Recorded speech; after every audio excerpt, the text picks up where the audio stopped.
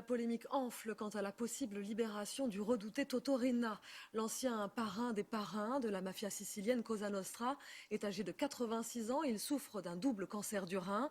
La Cour de cassation a estimé qu'il avait le droit de mourir dignement, mais difficile pour beaucoup d'Italiens d'imaginer cet homme en liberté alors qu'il est accusé de plus de 150 homicides. François Baudonnet, Constantin Pelletier. Un homme voûté, seul et fatigué, dans une petite cour de la prison de Parme. Ce sont les dernières images de Toto Riina.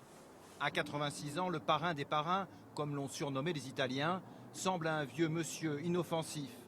D'ailleurs, depuis son arrestation, il y a 24 ans, il se présente comme un analphabète, ignorant tout de la mafia sicilienne. Monsieur l'avocat, je n'ai jamais fréquenté d'association criminelle. Je ne connais pas... Non, la question c'est, avez-vous entendu parler de Cosa Nostra? Ah, excusez-moi. Non, jamais entendu parler. Derrière cette bonhomie et ce sourire enjôleur se cache pourtant le plus grand criminel de l'histoire de l'Italie.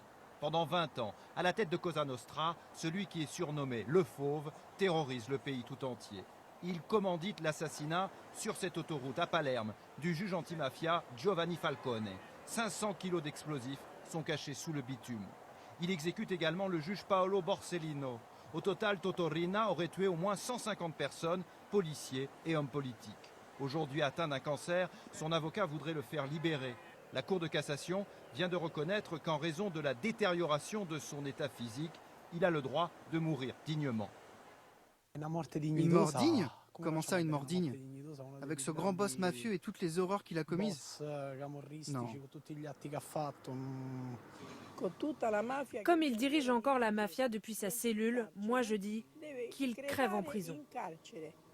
Le sort du parrain des parrains est maintenant entre les mains du tribunal de Bologne. Mais on voit mal comment ce dernier pourrait se montrer clément vis-à-vis de celui que tout un pays déteste encore et qui est par exemple à l'origine de l'assassinat du propre frère de l'actuel président de la République italienne.